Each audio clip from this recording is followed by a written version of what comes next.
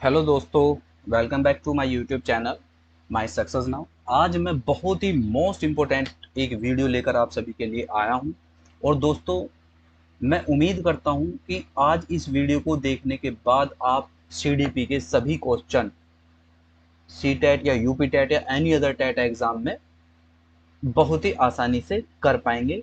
और ये मैं स्टार्टिंग में कह देता हूँ, ये video special C TET, UP TET and any other TET की जो तैयारियां कर रहे हैं, केवल उन्हीं लोगों के लिए है।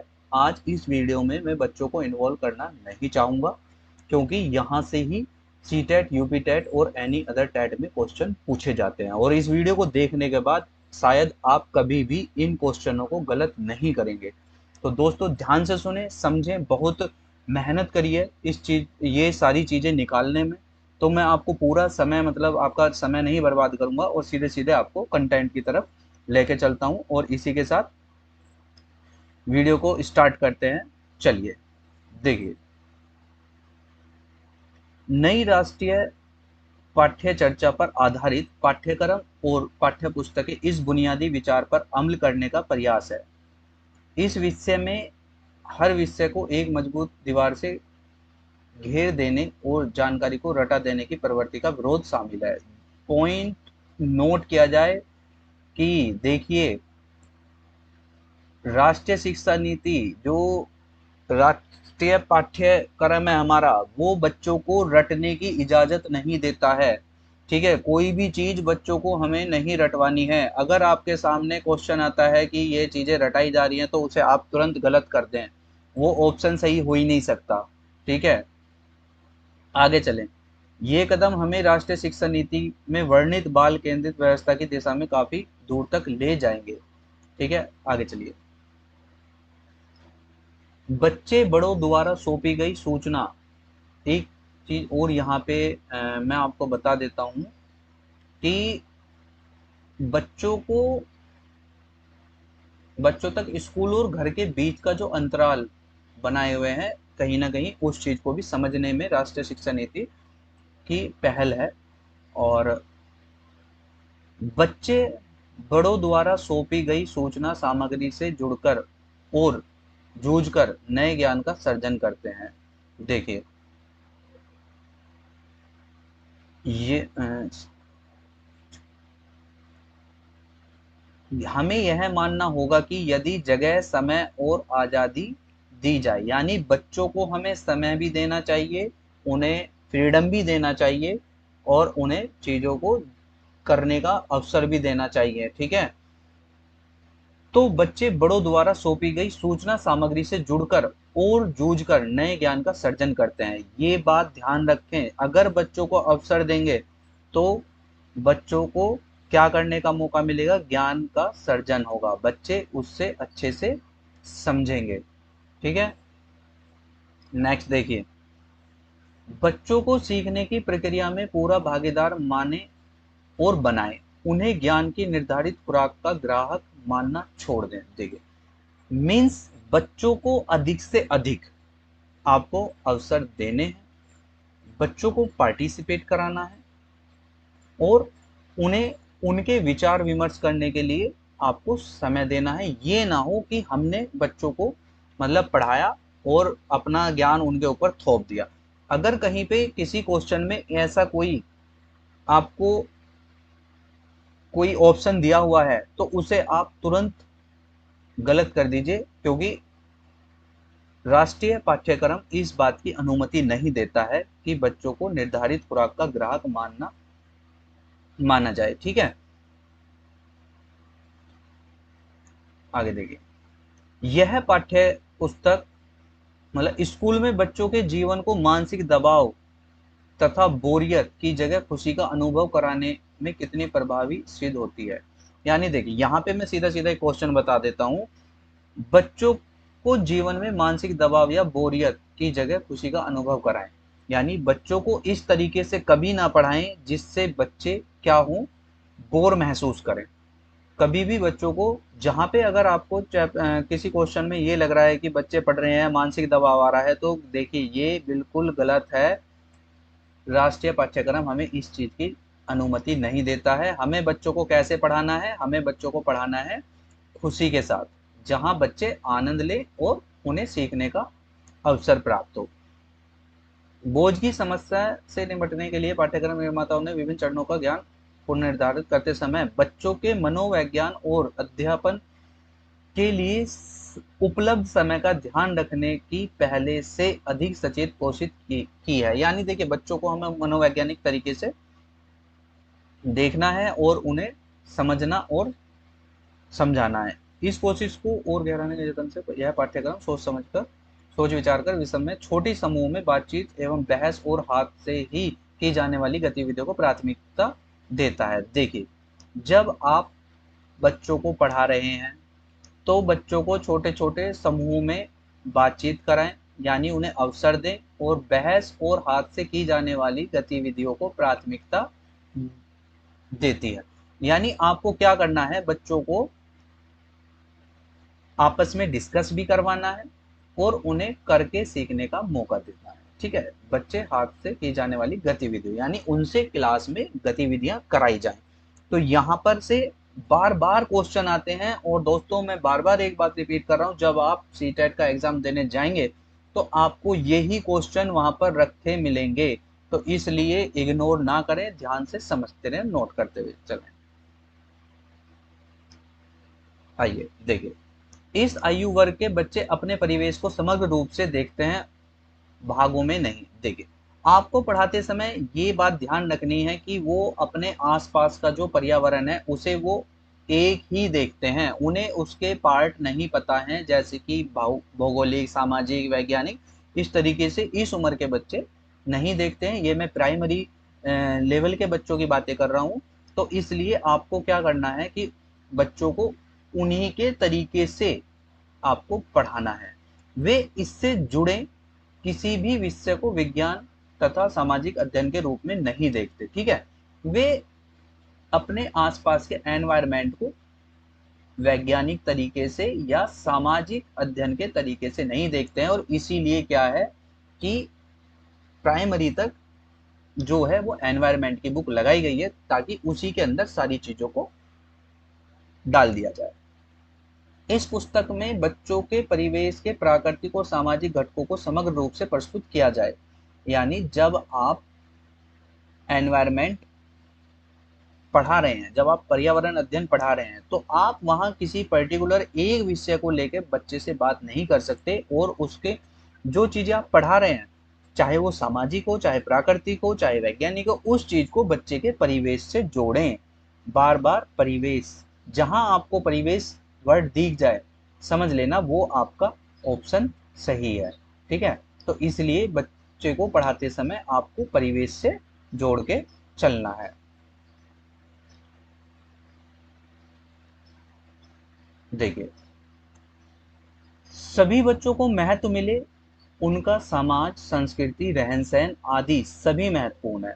जब आप पढ़ा रहे हैं, आपको कक्षा में ध्यान रखना है कि कोई भी बच्चा ऐसा ना हो आपके पढ़ाते समय किसी विशेष समाज से आता हो, आप जिस बात पर चर्चा कर रहे हैं, या कोई संस्कृति हो, रहन सहन उसका हो, उसको ठेस पहुंचे। आपको सभी बच्चों को एक साथ जोड़कर उन्हीं के मतलब उन्हीं के विषय में बातें करनी है। और अगर कोई नेगेटिव पॉइंट है भी तो उसे उस तरीके से एक्सप्लेन ना करें ताकि बच्चे को बुरा लगे। आपको उस टॉपिक को इस तरीके से समझाना है ताकि बच्चे का समाज, संस्कृति, रहन सहन आदि सभी उसके लिए महत्वपूर्ण होते हैं, उसके मन में कोई भी घृणा ना आए। देखिए, बहुत ही मोस्ट इम्पोर्टेंट, इस विषय से जुड़े मुद्दों पर बातचीत से पहले इस विषय का पाठ्यक्रम पढ़े। इस विषय का नया पाठ्यक्रम 6 थीम में बटा हुआ है। ध्यान रखिए, एनवायरनमेंट जो है उसका जो पाठ्यक्रम है वो कितने भागों में बटा है? वो 6 भागों में बटा है। वो 6 भाग कौन कौन से हैं? परिवार, मित्र, भोजन, पानी, आवास, यात्रा, ठीक है, तथा हम चीजें कैसे करके हम चीजें कैसे बनाते हैं, मोस्ट इम्पोर्टेंट हम चीजें कैसे बनाते हैं। बच्चे को चीजें करके सीखने का अवसर जरूर देना चाहिए, ठीक है। अगर कहीं पे इसका विरोध है तो वो ऑप्शन गलत है। बच्चा जो है वो किससे सीखता है, एनवायरमेंट से संबंधित 6 थीम है, परिवार, मित्र, भोजन, पानी, आवास, यात्रा और हम चीजें कैसे सीखते हैं। तो आपको इन सभी चीजों को 6 की 6 थीम को अपने माइंड में लेकर चलना है और पेपर में इन्हीं चीजों को स्पेशली आपको फॉलो करना है। और क्लास में अगर आप टीचर हैं, आप पढ़ाते हैं, तो आपको क्लास में भी इन बातों का ध्यान रखना है। पुस्तक में विषय वस्तु बाल केंद्रित रखी गई है। देखिए क्या है कि जो हमारा विषय है वो क्या है, वो बाल केंद्रित है। यानी जो नई शिक्षा नीति है वो क्या है, वो बाल केंद्रित है और ना कि शिक्षक के अकॉर्डिंग, हमें बच्चों के अकॉर्डिंग पढ़ाना है, जिससे बच्चों को स्वयं खोज कर पता करने का अवसर मिले। सेकंड, बहुत वेरी वेरी मोस्ट इंपोर्टेंट, बच्चों को यहाँ पे देखिए, बच्चों को स्वयं खोज कर पता करने का अवसर मिले। यानी बच्चों को हम क्या दे रहे हैं, अवसर दे रहे हैं, उन्हें स्वयं खोज करने का अवसर दे रहे हैं, ठीक है। कि रटने की प्रवृत्ति कम हो। देखो बच्चे को रटवाना नहीं है। एनसीईआरटी यानी जो नई शिक्षा नीति है वो क्या कहती है, बच्चे को रटवाना नहीं है, इसका विरोध करती है। तो आप इस बात का ध्यान रखें, जहां भी आपको पेपर में अगर कोई रटने रटाने का ऑप्शन मिलता है तो आप उसका विरोध करेंगे, वो ऑप्शन गलत है। क्योंकि कभी भी जो है पाठ्यक्रम ये नहीं कहता कि हमें बच्चे को रट के पढ़ाना है। परिभाषा, वर्णन, अमूर्त, प्रत्यय आदि को स्थान नहीं दिया गया है। देखिए ना तो आप बच्चे को परिभाषा रटवा सकते हैं और ना ही बच्चे को देखिए ज्यादा लंबी चौड़ी बातें समझ में आती हैं। आप ऐसा ना हो कि पढ़ाते समय आप बच्चे को एक्सप्लेनेशन करने लगें और बच्चा उसे सुनते सुनते बोर हो जाए। तो उसे वर्णन नहीं, उसे परिवेश से जोड़ के समझाना है। अमूर्त प्रत्यय आदि को स्थान नहीं दिया गया है, यानी जितने भी आप कल्पनाएं या आप उनसे कहो ऐसा सोचो वैसा सोचो ये वो, तो वो सब चीजें बच्चों को नहीं बतानी है। और यहाँ पे साफ साफ लिखा हुआ है और सीडीपी में यहीं से ही आपसे क्वेश्चन पूछे जाएंगे। ध्यान रखना, इस बात को जरूर ध्यान से पढ़ के चलें। पाठ्य पुस्तक में जानकारी देने की बहुत ही सरल कार्य है। वास्तविक चुनौती है कि बच्चों को मौका दिया जाए। देखिए हमें बच्चों को मौका देना है, हमें बच्चों को क्या देना है, अवसर देना है, बच्चों को मौका दिया जाए। पढ़ाना बहुत सरल है लेकिन बच्चों को अवसर देना भी हमारे लिए सबसे पहली प्राथमिकता है, जिससे वे अपने विचार प्रकट करें। बच्चों के विचार हमें जानने हैं, जानिए, इस बात को भी नोट कीजिए। हमें बच्चों के विचार जानने हैं, ना कि हमें अपने विचार उनके ऊपर थोपने हैं। उत्सुकता को बढ़ाना है, यानी बच्चे पढ़ते समय कैसे होने चाहिए, उत्सुक होने चाहिए। करके सीखें, करके सिखाना है। प्रश्न करें और प्रयोग करके कर सकें, यानी बच्चे प्रश्न भी पूछें और प्रैक्टिकली भी सीखें। तो इन बातों का ध्यान रखें। बच्चों को के विचार हमें सुनने हैं, उनके अंदर एक्साइटमेंट होनी चाहिए, करके सीखें और प्रश्न करें या प्रयोग करें, ठीक है। आगे चलिए, बच्चे पाठ्य पुस्तक में खुशी खुशी जुड़े। हमें बच्चों को क्या करना है, हमें खुशी खुशी बच्चों को जोड़ना है। इसके लिए पाठ्यक्रमों का प्रस्तुतिकरण विविध तरीकों से किया गया है। किस्से कहानियां, देखिए यहाँ पे बच्चों को किस किस तरीके से पढ़ाया जा सकता है, बार बार सी टेट या UP TET any other TET exam में पूछा जाता है। हमें किस्से कहानियों द्वारा, संवाद द्वारा, कविताएं द्वारा, पहेलियां द्वारा, हास्य खंड द्वारा, नाटक द्वारा, क्रियाकलाप द्वारा, इन सब चीजों के द्वारा हमें बच्चों को पढ़ाना है। अगर कहीं पे ये क्वेश्चन के ऑप्शन में है तो आप इनमें से ही बिल्कुल सही ऑप्शन लगाएंगे और आपका कोई भी आंसर गलत नहीं होगा, ठीक है। क्योंकि बच्चे कहानी के पात्रों से अपने को आसानी से जोड़ सकते हैं। देखिए हमें कहानियां किससे क्यों, हमें कहानियां किससे ही क्यों जोड़ने हैं। आपको पता होगा जब आप बच्चे थे तो आप कहानी सुनना पसंद करते थे और माइंड में एक कल्पना करने लगते थे, ठीक है। तो इसलिए बच्चों को कहानी सुनना पसंद होता है और बच्चे कहानी को आसानी से समझ भी लेते हैं और उन्हें कहानी सुनना और पढ़ना पसंद भी होता है। पुस्तक में प्रयुक्त भाषा की औपचारिक नहीं है। देखिए, हमें अब औपचारिक भाषा का यूज ना करके बल्कि बच्चों की बोलचाल की भाषा का इस्तेमाल करना चाहिए। इस बात को विशेषकर ध्यान दें। जहां बच्चे की भाषा में बच्चों को पढ़ाया जा रहा है, वो पढ़ाने का तरीका सबसे बेस्ट है और कक्षा में पढ़ाते समय हमें वो ही फॉलो करना है, ना कि हमें किताबी लैंग्वेज में बच्चों को समझाना है। हमें बच्चे के अकॉर्डिंग उसमें चेंज करके उसकी लैंग्वेज में बच्चों को पढ़ाना है। आगे चलिए। पर्यावरण अध्ययन की पढ़ाई को कक्षा की चार दीवारी के बाहर से जोड़ा गया है। मोस्ट इंपोर्टेंट लाइन है। जब आप पढ़ा रहे हैं पर्यावरण अध्ययन, तो आपको बच्चे को कक्षा की चार दीवारी के बाहर से जोड़ना है। यानी जिस विषय पर आप बात कर रहे हैं, अगर आप पेड़ पौधों पर बात कर रहे हैं, तो आपको कक्षा के बाहर विद्यालय में पेड़ पौधों से या पर्यावरण से बच्चे को जोड़ना है। ठीक है। अगर आप वहां पे मोटरसाइकिल या किसी वाहन के परिवहन के बारे में पढ़ा रहे हैं, तो आपको बच्चे को वहां पर्यावरण से जोड़ना है, बाहर के परिवेश से जोड़ना है। ठीक है। उनकी बाहरी परिवेश बाग बगीचे उनको बाहरी परिवेश बाग बगीचे, तालाब के किनारे, प्रकृति भ्रमण आदि के अनुभवों से जोड़ने की जरूरत है। यानी आप पढ़ाते समय बच्चों को परिवेश से जोड़ के पढ़ाएंगे तो उन्हें बहुत ही आसानी से समझ आएगा। और बार बार ये क्वेश्चन पूछे जाते हैं कि बच्चों को किस तरीके से पढ़ाना ईजी है। मैं फिर से कह रहा हूँ, ये वीडियो स्पेशल केवल टैट वाले जो लोग तैयारी कर रहे हैं, केवल उन्हीं लोगों के लिए ये वीडियो स्पेशल है। और दोस्तों, बहुत समय लगा है इन चीज़ों को निकालने में और यहाँ से बाहर एक भी क्वेश्चन आपका नहीं फंसेगा, मैं 1000% गारंटी देता हूँ। तो इसलिए वीडियो को जरूर ध्यान से पढ़ते रहें, समझते रहें। प्रकृति भ्रमण आदि के अनुभवों से जोड़ने की जरूरत है। पाठ्य पुस्तक में बच्चों के स्थानीय ज्ञान को विद्यालय के ज्ञान से जोड़ने का प्रयास किया गया है। देखिए, जब आप बच्चों को पढ़ा रहे हैं, तो जो उनका स्थानीय ज्ञान है उसे विद्यालय के ज्ञान से जोड़ें। यानी बाहरी चीजों को विद्यालय के चीजों से जोड़कर उन्हें समझाएं, तो वो चीजें उन्हें बहुत ही आसानी से अच्छे से समझ में आ जाएंगी। क्रिया व प्रश्नों को पाठों के अंत में न देकर उन्हें पाठ का ही हिस्सा बनाया गया है। देखिए, जहां पहले क्या होता था, कुछ किताबें क्या होती हैं, बड़ी किताबों में, बड़ी क्लासों में क्वेश्चन आंसर जो होते हैं वो चैप्टर के बाद में दिए जाते हैं।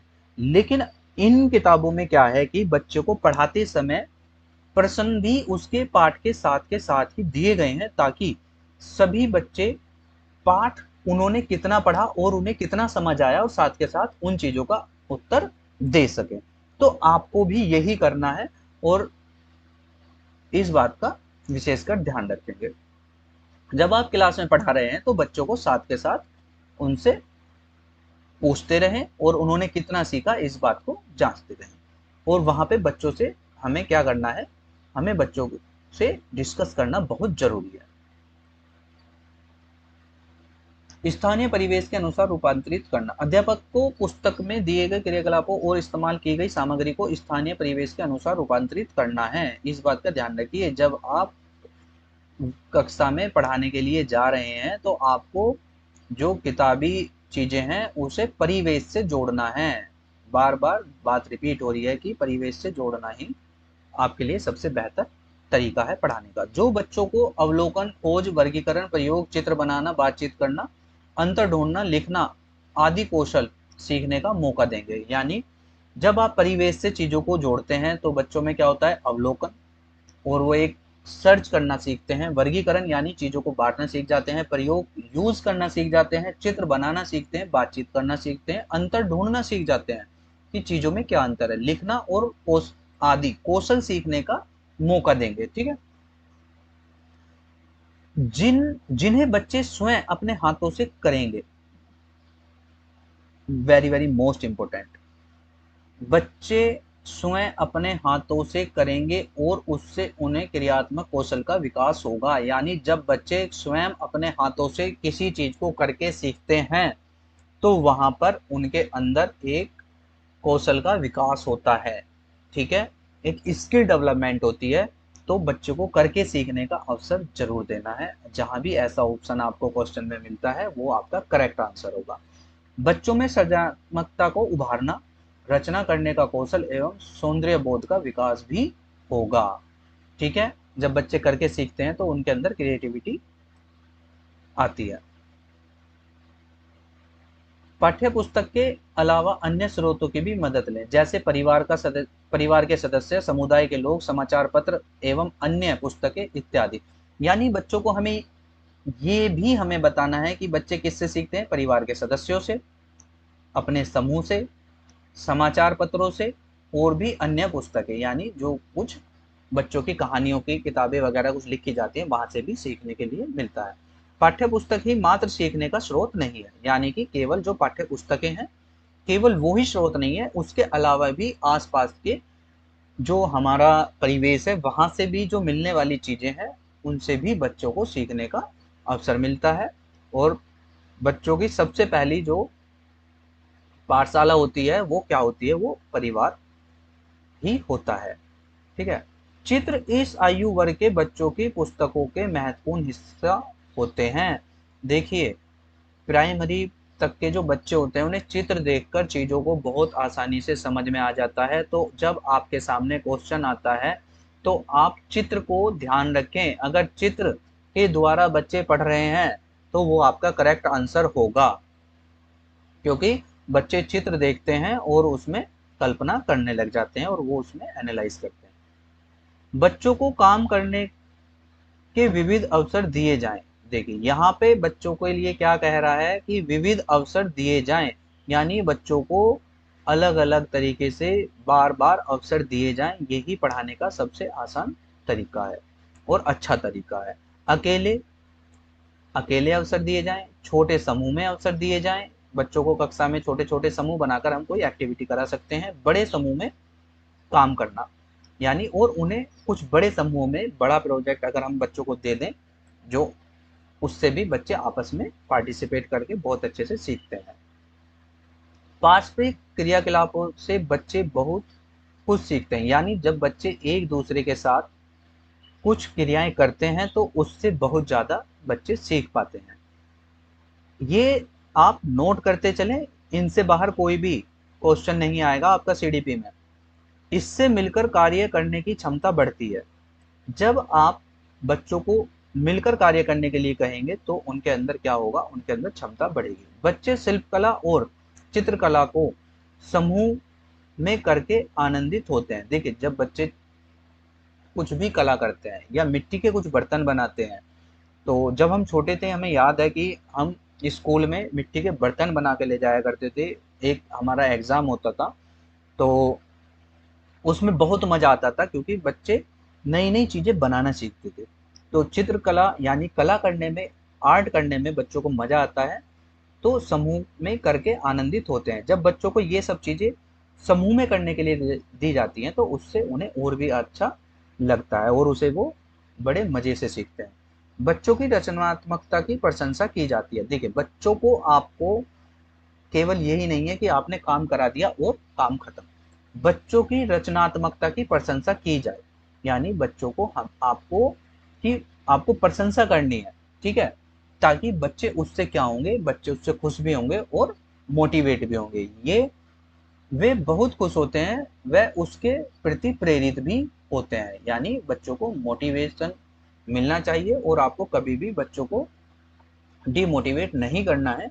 हमेशा बच्चों को प्रेरित करें, मोटिवेट करें, और उसी के पक्ष में आपका आंसर हमेशा सही जाएगा।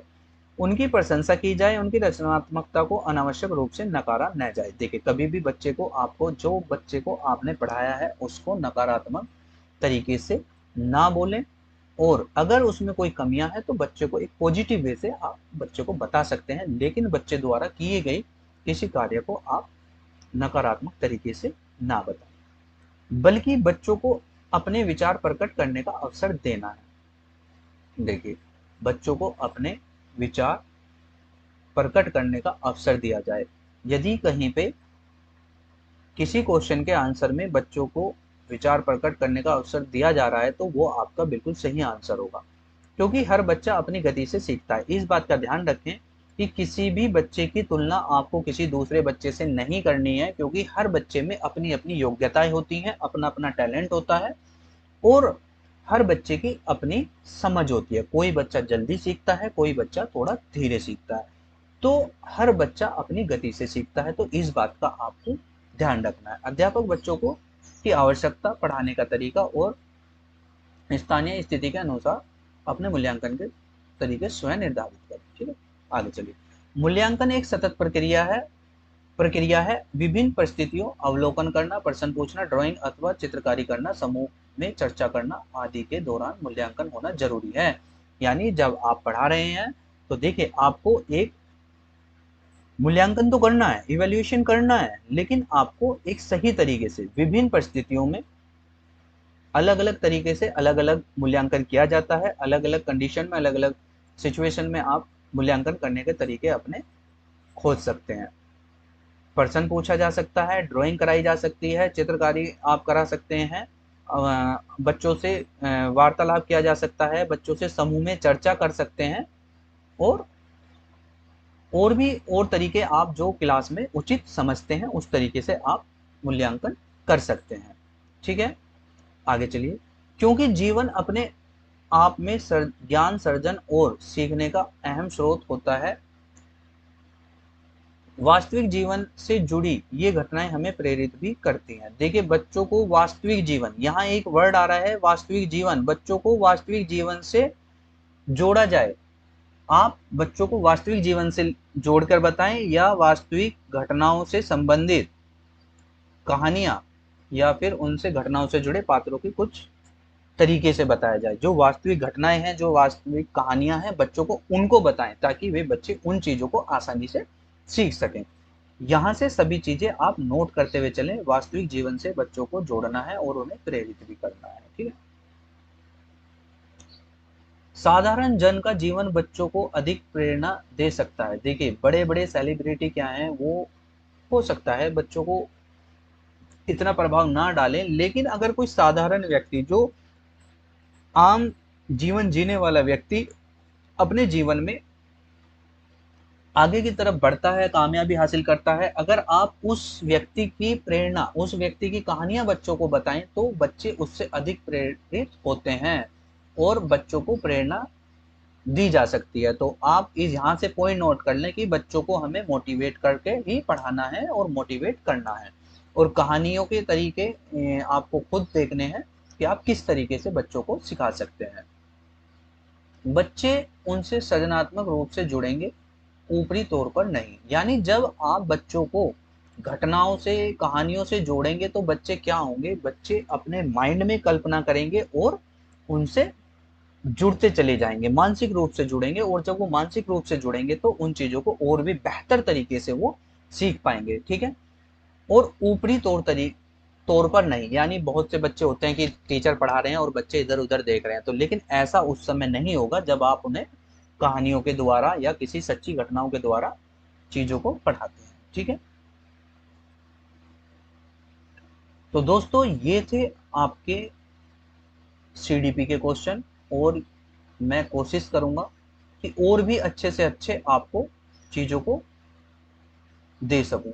तो उम्मीद करता हूं कि यहाँ से आपको सभी की सभी चीजें समझ आई होंगी और आपको क्वेश्चन भी मिले होंगे, और ये मैं आपसे 1000% बोलता हूं कि यहाँ से बाहर आपके क्वेश्चन नहीं आएंगे। दोस्तों, इस वीडियो को देखना ना भूलें, ध्यान से देखें, बार बार देख लें, ताकि आपका एक भी क्वेश्चन मिस ना हो।